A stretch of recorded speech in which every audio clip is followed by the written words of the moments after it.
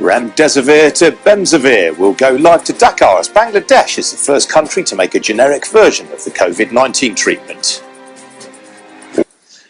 Now, we've spoken about the drug Remdesivir quite a bit on this programme. It is, of course, the drug originally made to treat Ebola by the US giant Gilead Sciences has been approved for use as a COVID-19 treatment. Well, now, for the first time, a generic version has been licensed. It's being made by Bangladesh's leading pharmaceutical firm Beximco, and it is, of course, called Bemzivir. They will sell it privately for around $77 a vial, but it will give away free to state-run hospitals. We're live now to the Bangladeshi capital Dhaka and Beximco's Chief Operating Officer, Dr. Rabah Reza. Dr. Reza, very good to see you. So how many countries do you hope to export to initially?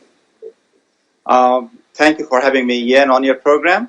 And basically, at this moment, we're not sure that how many countries we'll be exporting our products to. But we are receiving a number of queries from different parts of the world. And most of the places are basically the developing nations. And also we're getting requests from few European countries as well.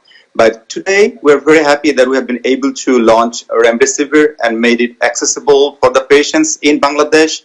So the COVID-19 patients, the seriously ill patients, they can access this medicine. But as you said, that how many countries, as of now, we are not sure that how many countries will access this medicine. Is this quite a tricky compound to manufacture? You see, for any drug, and to make it stable, it is tricky, definitely tricky. And here, basically, this product is injectable. We are giving this product directly into the vein, basically. So we need to be sure that what we are putting in the vein is basically the right medicine we are giving. And this is for life-saving. So it is tricky. And the solubility of this product is tricky a little bit. But our scientists, they work day and night to make this happen, and we're very proud of that. And typically, how many vials are needed in a course of treatment?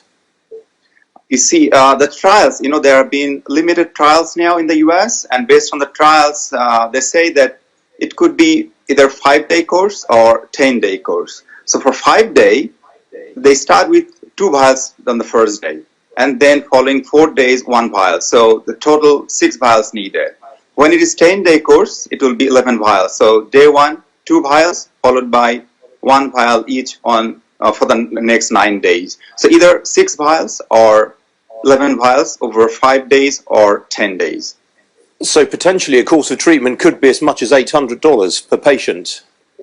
Thing is, you see here, I think the price that you have quoted, our price that we need to take a price from our regulatory authority. So the price that we have taken is basically around $65. $65 in local currency, 5,500 taka.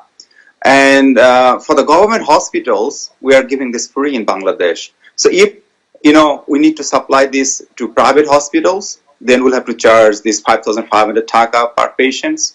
Actually, the hospital will be charging this. And if you're exporting, it could be, around same price, but we're working on the pricing. And you see, the goal for us as a company is to make medicine firstly accessible and then make it affordable. So although we have launched our product at this price, definitely we are looking at reducing the cost over time.